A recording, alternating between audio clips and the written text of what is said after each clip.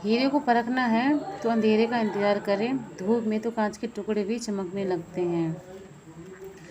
Hello friends, Radhe Radhe. Welcome to my new blog. कैसे हैं आप लोग? उम्मीद करती हूँ आप सब लोग अच्छे होंगे और आपकी पढ़ाई भी अच्छी चल रही होगी।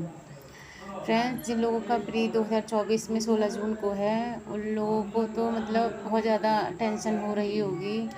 और होगी भी क्यों ना, क्योंकि उन्होंने कितने सालों से वो तैयारी करते आ रहे हैं। उन्हें उनके माइंड में हर तरीके के फेयर चल रहे होंगे, अजीब तरीके की मतलब ओवर थिंकिंग कर रहे होंगे। देखो, जब हम अपनी ज़िंदगी में कोई नया डिसीजन ले लेते हैं ना कि उन्हें वही करना है, और मतलब कुछ लोगों को पता चल जाता है। जब हम किसी भी चीज़ की तैयारी करते हैं तो ऑब्वियसली लोग मतलब पूछ ही लेते हैं आप किस चीज़ की तैयारी कर रहे हैं। आपके गेस्ट, आपके जो रिलेटिव हैं और फैमिली वाले तो मतलब बता ही देते हैं, उन्हें तो नहीं पता होता है मतलब किसी को ज़्यादा बताने से इंसान मतलब आपके बारे में क्या सोचेगा।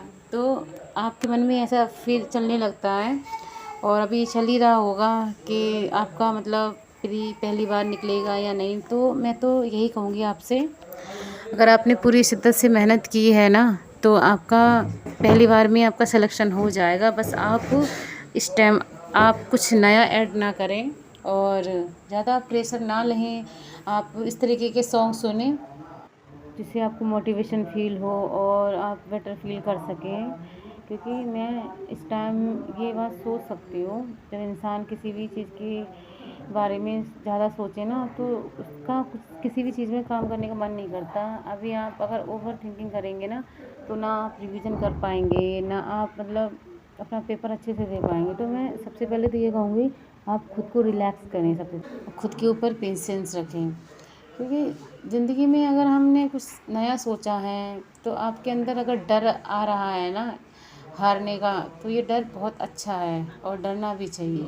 देखो, जो लोग मतलब ऐसे ही पढ़ाई कर रहे हैं, बहुत सारे लोग ये सोचते हैं कि इस बार हम दे के देखते हैं यूपीएससी का एग्ज़ाम, तो उनके मन में तो इतना कुछ नहीं चलेगा। वो तो मतलब इस बार एक्सपीरियंस लेने के लिए एग्ज़ाम दे रहे होंगे। लेकिन जिन लोगों ने अपना मतलब पूरा सब कुछ सोच लिया है कि आपका ड्रीम ही है ये यूपीएससी क्लियर करने के बाद आईएएस या आईपीएस बनने का, तो आप ज़्यादा सोच रहे हैं।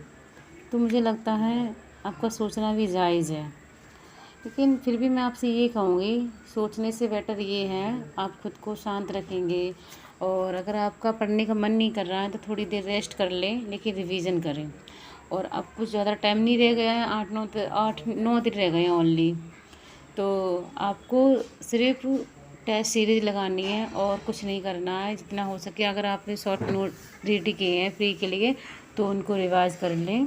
लेकिन हाँ, टेंशन बिल्कुल भी ना लें आप। मतलब ज़्यादा लोग सोचने लगते हैं तो उनका दिमाग काम करना ही बंद कर जाता है, और जब वो एग्ज़ाम हॉल में बैठते हैं तो वो सब कुछ भूल जाते हैं जो वो मतलब तुरंत पढ़ा हुआ भी वो भूल जाएंगे। इसलिए आप टेस्ट सीरीज़ लगाइएगा, दिन में 2-3 बार टेस्ट सीरीज़ लगा लें आप टाइम निकाल के। और खाने पीने का भी ध्यान रखें, आप अपनी हेल्थ का भी ध्यान रखें, क्योंकि आप इतने बड़े एग्ज़ाम में बैठने वाले हैं। तो आपको खुद के ऊपर प्राउड भी फील हो रहा होगा कि आपने इस चीज़ के बारे में सोचा। तो जो लोग वाग सुन के ही इनके पसीने छूटने लगते हैं कि अरे नहीं भाई, ये इसमें तो बहुत ज़्यादा पढ़ाई होती है, ये मेरे बस की नहीं है। आपने कम से कम ये हिम्मत तो रखी है ना, आपने खुद को इतने बड़े एग्ज़ाम के देने लायक तो समझा कि हाँ, आप इतना बड़ा एग्ज़ाम दे सकते हो। कुछ लोगों के अंदर तो इतनी भी हिम्मत नहीं होती है।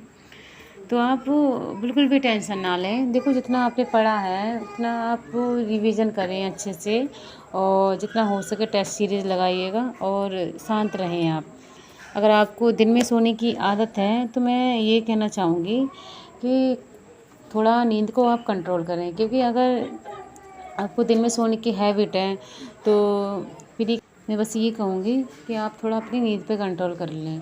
कहीं ऐसा ना हो कि जब एग्ज़ाम का टाइम आए और कॉपी वगैरह आप मतलब आपको मिल जाएं और आपको नींद आना स्टार्ट हो गई, तो इससे तो बहुत प्रॉब्लम हो सकती है। और जब इंसान को नींद आने लगती है ना, तो बस उसे ये लगता है कि थोड़ी देर के लिए सो लूँ और उसके बाद देख लूँगा। तो आप अपनी नींद पे थोड़ा कंट्रोल करें, और जितना हो सके, इतने दिन रह गए हैं एग्ज़ाम के, उतने दिन आप बिल्कुल भी ना सोएं। और पूरी तरीके से आप नाइट में जल्दी सो जाएं चाहें, और अपनी नींद पूरी अच्छे से ले लें। ताकि आपको एग्ज़ाम वाले दिन आपको कोई मतलब प्रॉब्लम ना हो और आपका सर दर्द भी ना हो। जैसे कि आपके सर दर्द होने लगा है तो आप एग्ज़ाम दिन देते टाइम आपको कुछ सोचने समझने के लायक ना हो, आप सोचेंगे कि दर्द हो रहा है। बहुत सारे लोगों को ऐसा होता है, अगर वो ज़्यादा सोचते सोचते जाते हैं ना, सुबह सुबह अगर ज़्यादा सोचोगे ना, तो मैं तो ये 100% कह रही हूँ किसी इंसान के सर में दर्द तो होना ही है। ये मैंने खुद के ऊपर भी मतलब महसूस किया। अगर मैं कुछ भी सुबह ज़्यादा सोचने लगूँ पढ़ाई को लेके, अगर मैं ज़्यादा स्ट्रेस लेने लगूँ कि आज मुझे इतना करना है और वो मेरा नहीं हो पाया है, और जैसे मैं कल के बारे में सोच रही हूँ, कल मेरा इतना टारगेट था, तो मेरे ऐसा होने लगता है, थोड़ा सर दर्द होने लगता है। तो आप सुबह सुबह कुछ भी ना सोचा करें, उल्टा सीधा सिर्फ उठें, एक्सरसाइज करें, जैसे कि आपका मतलब माइंड फ्रेश रहे, और शावर लें, उसके बाद आप अपना रिवीजन स्टार्ट कर दें।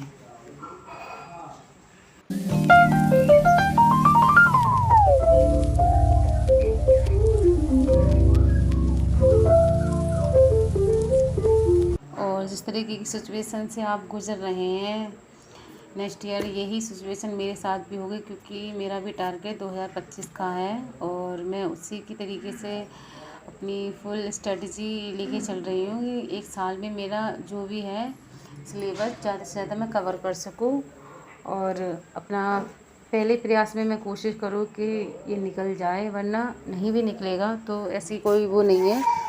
मैं हारने वालों में से तो हूँ नहीं, चाहे एक बार नहीं निकलेगा, 2 बार नहीं निकलेगा, तीसरी बार निकलेगा, चौथी बार निकलेगा, पर मैं अपनी जो मेरी कोशिश है ना वो हमेशा जारी रहेगी जब तक मेरे पास अटेम्प्ट रहेंगे तब तक। और मुझे नहीं लगता कि मैं इतनी कमज़ोर हूँ कि मेरा सिलेक्शन ना हो।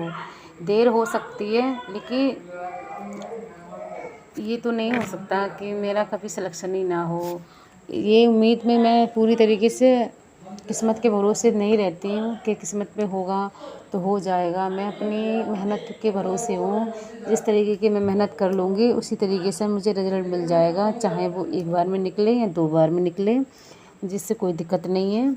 लेकिन मेरा जो ड्रीम है मैं उसे पूरा करके रहूँगी किसी भी हाल में। तो फ्रेंड्स, मैं आपसे यही कहूँगी, आपका जो सपना है ना उसके लिए आप पूरी तरीके से, क्रेजी इंसान होता है उस तरीके के आप बन जाइए। बस आपको अपने सपने के अलावा और कोई चीज़ ना सोचे जब तक आप उसे पा ना लें, क्योंकि ज़िंदगी में देखो अधूरे सपनों के साथ जीना बहुत मुश्किल होता है, चाहे वो छोटा सपना हो चाहे वो बड़ा सपना हो। बचपन से हम देखते आते हैं कि हम आगे चल के अपनी लाइफ में ये सब कुछ करेंगे, घूमेंगे, और लेकिन हम जितने बड़े हो जाते हैं फिर बड़े होने के बाद हमारे सपने भी बड़े होने लगते हैं, और फिर आगे चल के हम अपनी बहुत सारी चीज़ों को चेंज कर देते हैं कि अब वो सारी चीज़ें नहीं चाहिए, आपको कुछ अलग ही करना है, डिफरेंट करना है अपनी ज़िंदगी में। तो आप अपने सपने के लिए एकदम सीरियस हो जाइए, और जिस चीज़ की भी आप तैयारी कर रहे हैं उसमें आप 100% दीजिएगा अपना। देखो लोग तो आपके ऊपर हंसेंगे अगर आपका सपना पूरा नहीं हुआ, लेकिन सबसे ज़्यादा गिल्ट तो आपके अंदर होगा। इसलिए आप मेहनत करेंगे ना, तो मुझे नहीं लगता लोगों को हंसने का आपके ऊपर एक मौका भी मिलेगा। इस दुनिया में तो यही है, अगर कोई इंसान गिर रहा है तो उसे गिराने के लिए तो 1000 आ जाएंगे, लेकिन उठाने के लिए, साथ देने के लिए कोई भी नहीं आएगा। आपके सपने हैं, आपको ही पूरी करनी पड़ेंगे और आपको ही मेहनत करनी पड़ेगी। यहाँ सिर्फ लोग देखने के लिए आपके साथ होते हैं कि मैं तुम्हारे सपोर्ट में हूँ, तुम बस मेहनत करो, वो सिर्फ दिखावा होता है, बाकी सब कुछ आपको करना पड़ेगा। इसलिए मैं आपसे कह रही हूँ, देखो सपने सपने होते हैं, वो बड़े छोटे कोई भी नहीं होते, पर जो भी आपने सपना देखा है उसके लिए आप सीरियस हो जाइएगा।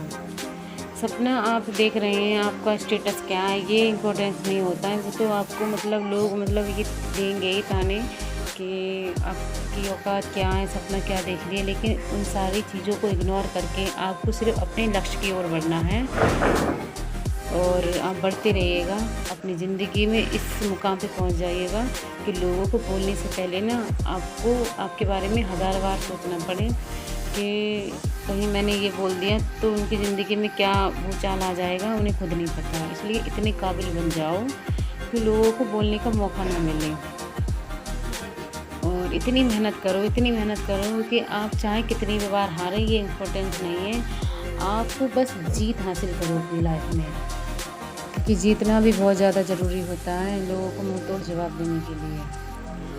और फ्रेंड्स अब हम मिलते हैं अपने अगले ब्लॉग में। तब तक आप अपना ध्यान रखना और अपनी पढ़ाई भी अच्छे से करते रहना।